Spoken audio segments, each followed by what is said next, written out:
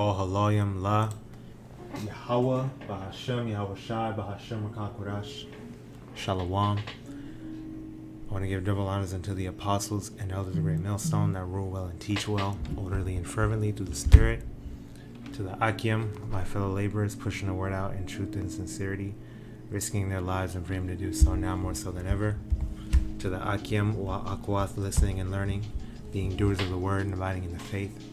And to the speckled birds scattered abroad that look like the other nations but are truly Yasharallah through the Spirit. Shalom wa barakatam. This is your brother Arya. This is not really too much of a lesson, but this is more of a thinking out loud, spiritual, meditation kind of video. I just want to go into something that I was thinking about, literally just something I was thinking about that I wanted to share with you guys. All right. Going into fasting, okay? I was thinking about how when you're fasting, it's very important to fast, first of all, okay? You have to make sure that you're fasting at least a couple times a month, all right? I would say, ideally, honestly, I would say once a week. Speaking to myself, first and foremost, is something I have to work on more. But try to, if you're just starting out, do once or twice a month. Okay, and then increase it from there. Get used to it. You have to understand that, hey, we're gonna go without, because we honestly, most of us probably dealing with more than we need. Yahawadah is looking out for us, providing for us, giving us enough, but the times we're coming into, we're not going to have grocery stores to be able to just go and order food or buy food, all the variety and things like that. You have to prepare yourself to, coming into Jacob's trouble, coming into the charagma being mandated, where if you're not down with the system, you're not going to be able to be a functioning, normal member of society. So we're not going to have access to grocery stores and things like that. We're not going to have access to food and raiment and all these things. We're gonna have to be as pilgrims on the earth, like it says in 2 Ezra 16. So I want to give you that overarching theme of fasting and why it's important. Not only that, but you can seek atonement with fasting. You cleanse your body with fasting. Seeking atonement, fasting, drawing closer unto Yahawadah, like I'm gonna refrain from my pleasures, refrain from food and drinks, tasting anything for 24 hours, so on and so on, and just have a completely spiritual day as much as possible. That Yahawadah is pleased with that. That's what we did in the ancient world. You see different accounts of our forefathers fasting, so yeah, man, fasting is very important. You need to make sure that you're fasting, that you're able to go without food for 24 hours plus. If the Lord's going to try you, are you going to be able to do it? Prepare your body to not be all full all the time. Really, make sure that you're taming and mortifying the flesh. Like, nah, man, a lot of these things you don't really need. I can't remember the last time I just ate Oreos like that, for example, or a damn cheeseburger or anything like that. Like, a lot of this shit, like, man, we don't need that, man. Get your fruits and vegetables, get the essential, vitamins and minerals. Okay, if you deal with, black seed oil, sea moss, these different health things that brothers go into, deal with what you need to deal with. But you don't need no damn these fast food, Chipotle, all this stuff that we was eating all the time in the world, man. Man, I used to eat McDonald's all the time in the world, man, and that's bad for you too. The brothers mentioned that Apostle Tahar was like, man, if you still eating this fast food, this McDonald's, these chicken nuggets and shit, you super off, man. And that's real, because aside from it being all about gluttony and fattening you up and having you all dumbed down and messed up, it's bad for your health. And guess what? They're putting things in the food that I can't even say on YouTube, otherwise it's gonna get flagged.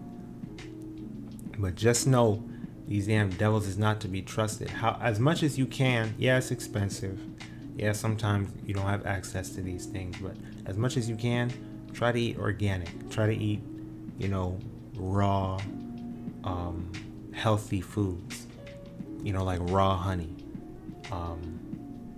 organic grapes with seeds, fruit with seeds, You can buy some meat and clean it up yourself, man. These damn restaurants and shit, man, they don't be draining the blood. They don't be cleaning the food thoroughly as much as they should. Take it from me. I'm in, I have experience in the food service industry, and other brothers I know have experience in the food service industry, and they'll tell you the same thing. Unless they're the ones cooking it, and I'm sure they'll do what needs to be done, but you know what I mean? And even then, it's not them doing everything. There's other people preparing it, and they're not following the laws. They're not doing what they're supposed to be doing, according to the ways of YAHAWASHI, YAHAWASHI, and what he ordered us to do, what he commanded us to do. So, not to be over righteous. See, that's where grace comes in, right? But as much as you can, try to be healthy. And try to, back to the point, try to fast. Okay? But I don't want to ramble too much. I just want to show y'all what I was talking about. I was thinking, hey, when you fast, man, you really feel like you could eat anything. You're thinking like, man, anything is appetizing right now. Anything looks good. And I was thinking about the whole crickets thing. The creeping things that are lawful to eat. With the hind legs that are jointed. I'll just get the scripture real quick. Okay. Creeping.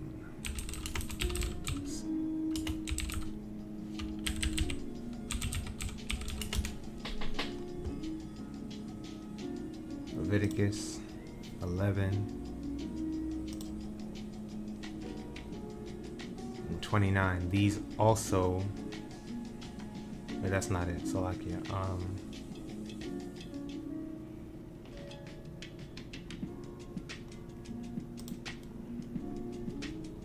Leviticus 11. I don't know if it was Leviticus 11.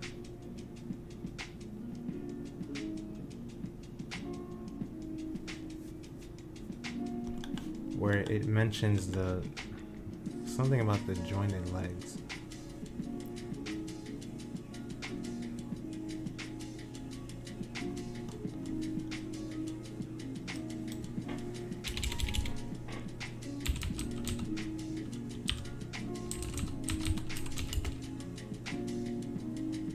Insects that have 4 legs. It was something like that. Okay, Leviticus 11. 20. I'll start at 20.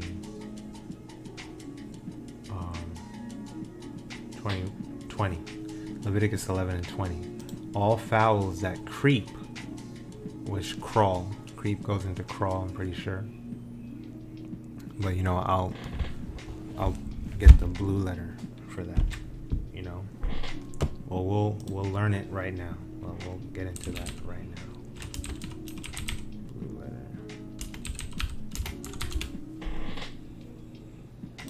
Like I said, it's not really too much of a lesson. It's more like I'm thinking out loud. So Salakia, we're doing it live, So creeping, that creep. Okay, teeming or swarming things, creepers, swarmers, of insects, animals, small reptiles, quadrupeds. Active mass of minute animals, creeping thing, moving creature. Okay, so not necessarily a crawling creature, but insects, like when I think about active mass, that reminds you of insects, right? That makes you think about, like, outside of my place, I'll see like a whole gang of newborn grasshoppers. It's like literally it's a whole group of them. You know what I mean? So that makes sense. Like a swarm, these creeping things. Yeah. But so basically it's talking about insects. So that's the blue letter for you. All fowls that creep. Fowls. Now if I took a guess, I would think about flight. Right. Flying creatures, fowl, insects, birds, winged insects.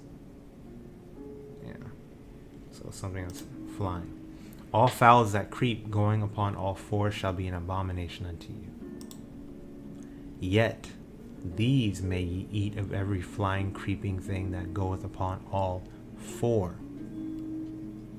And how many legs do grasshoppers have?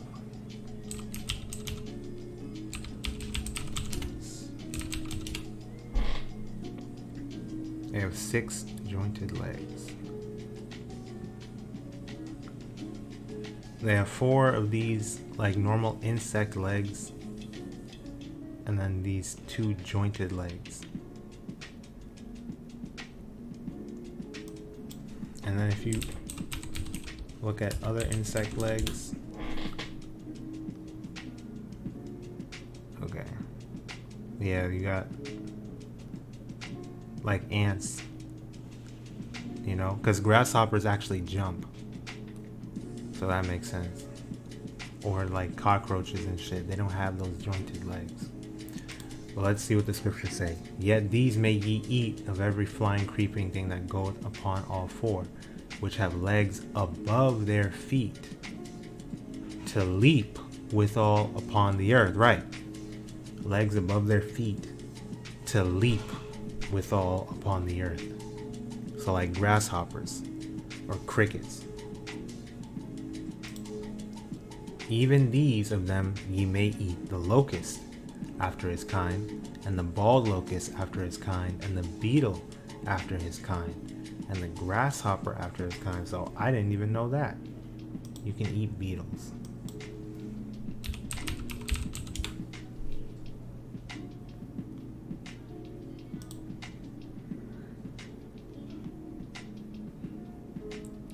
Well, let's check the blue letter.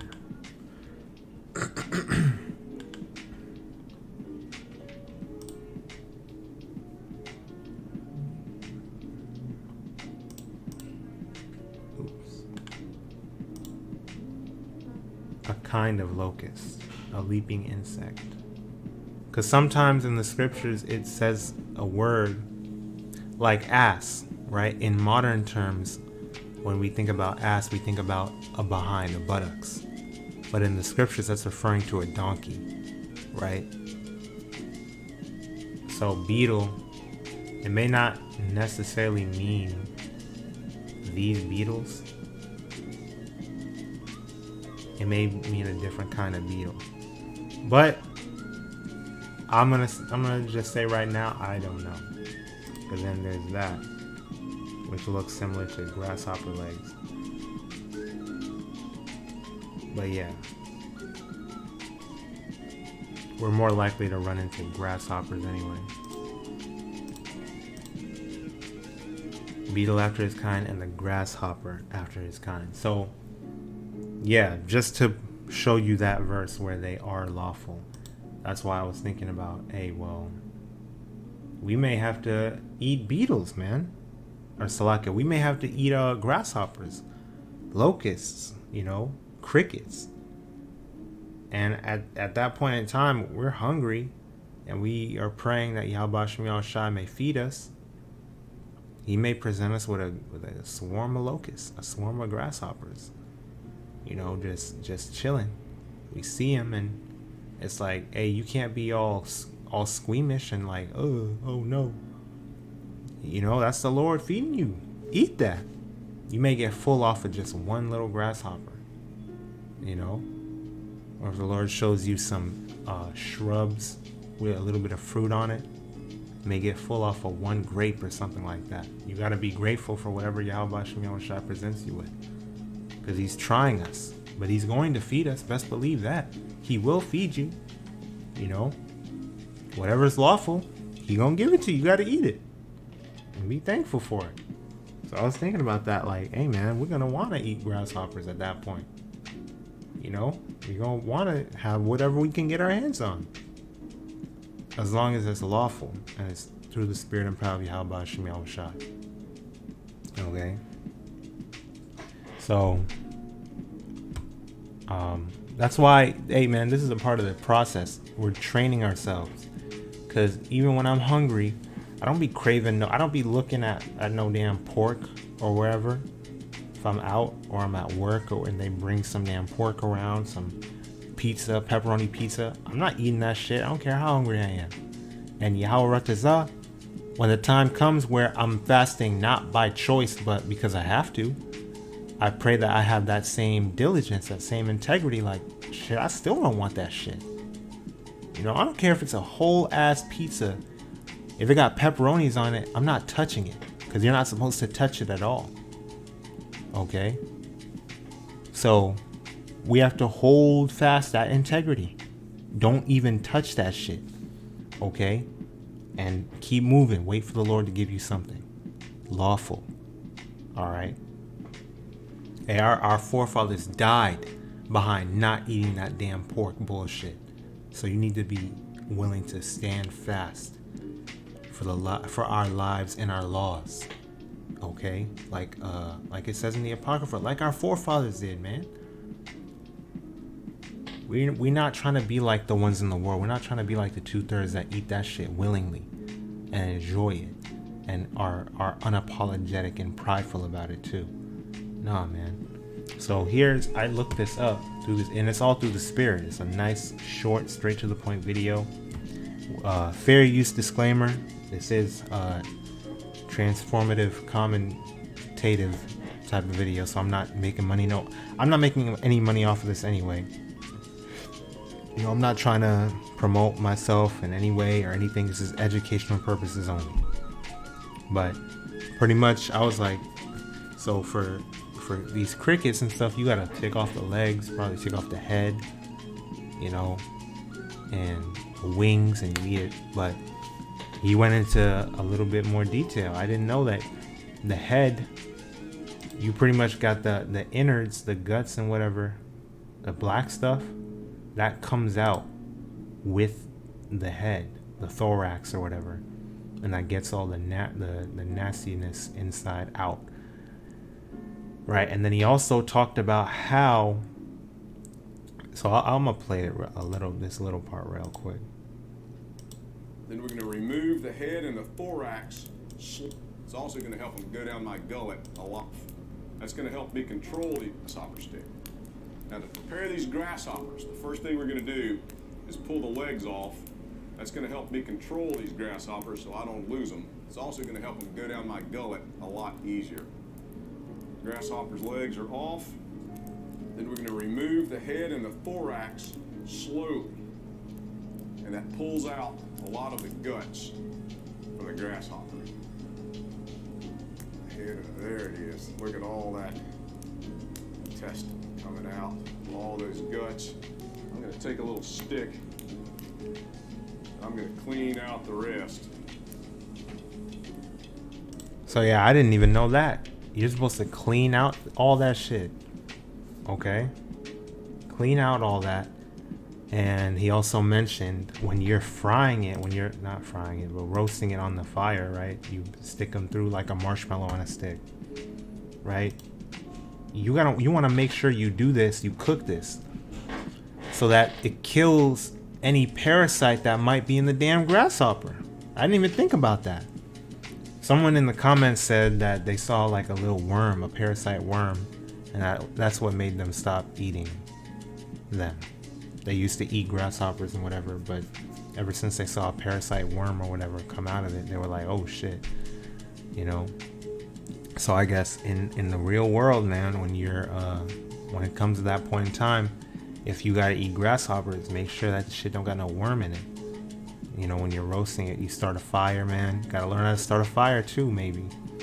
These different survival skills, you know, might come in handy. You never know where the Lord gonna take you. And you gotta live like we in the wilderness. We're gonna be in the wilderness. You're gonna be moving like, you know, the prophets of old. You know, John the Baptist. That's another thing. That's immediately what you think of when you think about eating grasshoppers, crickets, you know, locusts. You know, John the Baptist. Well, you have it in Matthew and you have it in Mark. Matthew 3, I'll read it, verse 1. In those days came John the Baptist, preaching in the wilderness of Judea, and saying, repent ye, for the kingdom of heaven is at hand. For this is he that was spoken of by the prophet Isaiah, saying, the voice of one crying in the wilderness, prepare ye the way of the Lord, make his path straight. And the same John had his raiment of camel's hair, and a leathern girdle about his loins, and his meat was locusts and wild honey. So actually he, you know, wasn't too bad. He had honey with it too. Wild honey. That sound, cause honey, man, when you have that real shit, not no processed, you know, GMO honey, you got honeycomb. Like, you ever bit into a honeycomb? I'm telling you, you gotta try that at least one time before this shit go down. All right, go, you know, order some real, like, raw honey. Order some, like, go to Whole Foods. I know Whole Foods ain't really, you know, as good as organic as they want to advertise themselves to be or whatever. But wherever you can get like raw honeycomb, like, try that. You know, it's way different. That's way different experience compared to just the GMO Publix, Walmart, whatever honey that we're used to. You know, it's crazy. That's not natural sweetener. Wild honey, man. With locusts, you know, you can season them. You can season the damn crickets. You can sweeten them, clearly, because he was eating locusts and wild honey. You know, probably a very versatile meal. He also mentioned, I just remembered, the YAHAWAH, he also mentioned that one locust, one cricket, has as much protein in it as the same portion of lean ground beef or something like that. You know, so that's a good source of protein too. You eat a couple of crickets and you good. You can keep going. You know? Hey, the Lord made it lawful for a reason, man. Hey, everything that the Lord has done, he has ordained, it's for a particular purpose, and it will fulfill its purpose in due season, like it says in Sirach 39. Okay, so yeah, man, that's very interesting stuff. And Mark chapter 1, verse 6, and John was clothed with camel's hair, and with a girdle of a skin about his loins, and he did eat locusts and wild honey. Okay, that's what he was eating in the wilderness. You know, and then you got people of these different Ham, some of them are Israelites, but you know, Ham in general, and other cultures as well, Moab, these South so-called Asians, and all these different cultures around the world, they also eat crickets and stuff too.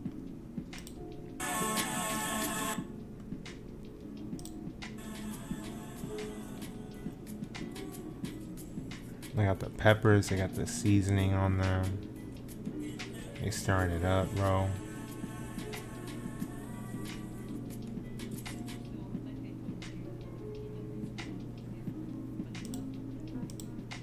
They look like, it looks like they did the same thing. They took out the legs and the head.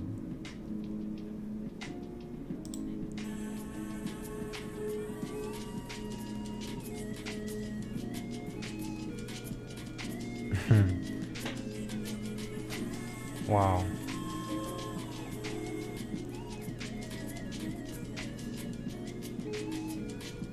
Hey, you know a lot of them is Jakes, man. Uganda. You know a lot of them is Jakes, bro. So yeah, they doing the same thing. And same thing goes for this video. Just a disclaimer, fair use. You know, just for educational purposes. You know, it's a beautiful thing to look at. I'm not making no money off of this. It's just educational.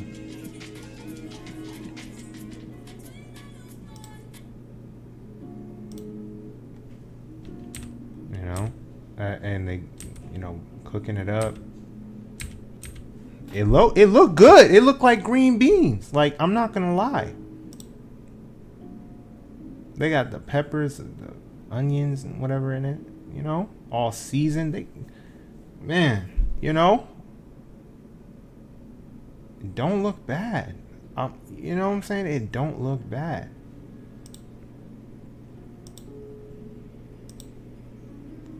They look better than the ones I got off of. I ordered some on Amazon one time.